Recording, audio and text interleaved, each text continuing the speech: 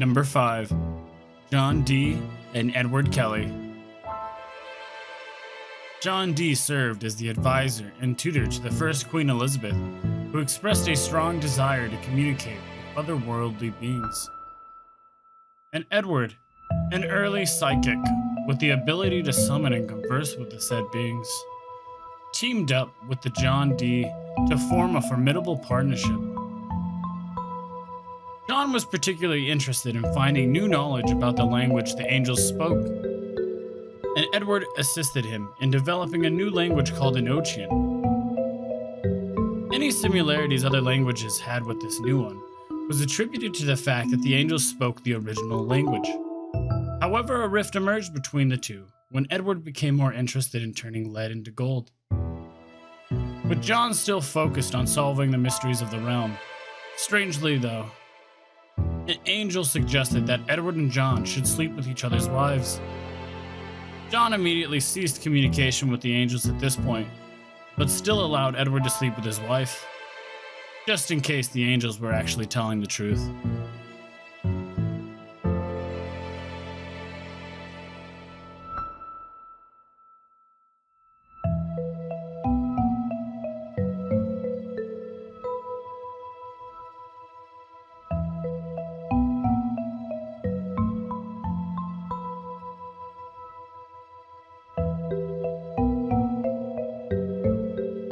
Number 4.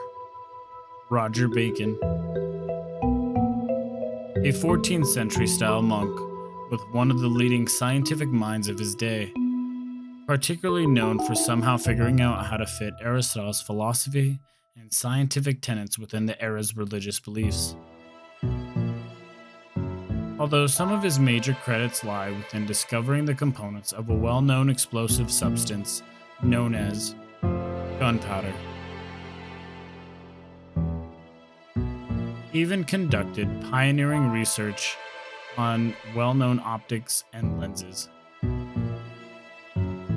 He was far more known for his rumor of accurately predicting the future existence of cars, major planes, and even giant submarines.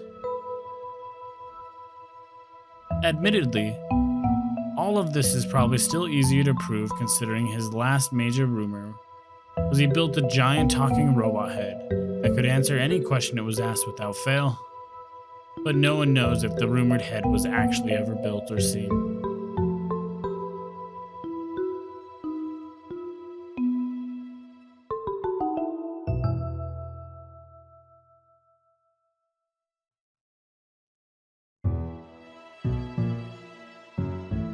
Number 3. Baal Shem. Also known as Rabbi Chaim Samuel Jacob Folk, known for his extraordinary abilities, he possessed the power to teleport objects, even once rescuing a house of worship by inscribing a Hebrew word upon it. Could endure a full week worth of time without food or water. And strangely, he could instantaneously fill his entire cell with coal through the use of a simple incantation he had learned. He possessed the uncanny ability to locate hidden treasures, and curiously, any item he sold would inexplainably return to him later that same day. On one occasion while traveling by carriage, a wheel detached itself from the vehicle and followed him all the way to his destination. Following a close brush with prosecution for sorcery in Westphalia, Falk relocated to London during the 18th century.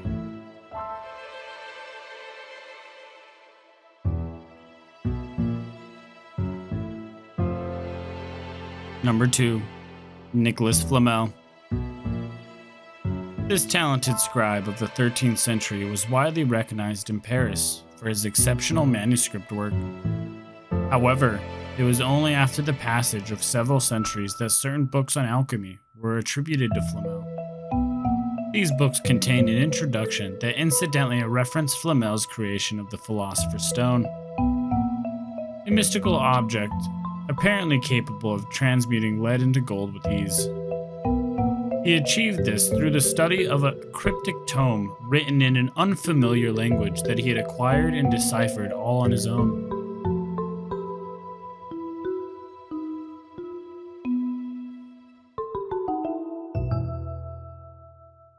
Number 1. Michael Scott. Unfortunately, the individual referred to as Michael Scott was not the manager of the Dunder Mifflin.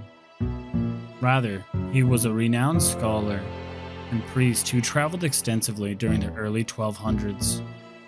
His studies included Greek, Latin, Arabic, and Hebrew, as well as alchemy and astrology. It was rumored that he may have played a role in the creation of Fibonacci's famous sequence as well. In his leisure time, though, he was said to have possessed the ability to turn covens of witches into stone, and to have battled many, many fiery demons.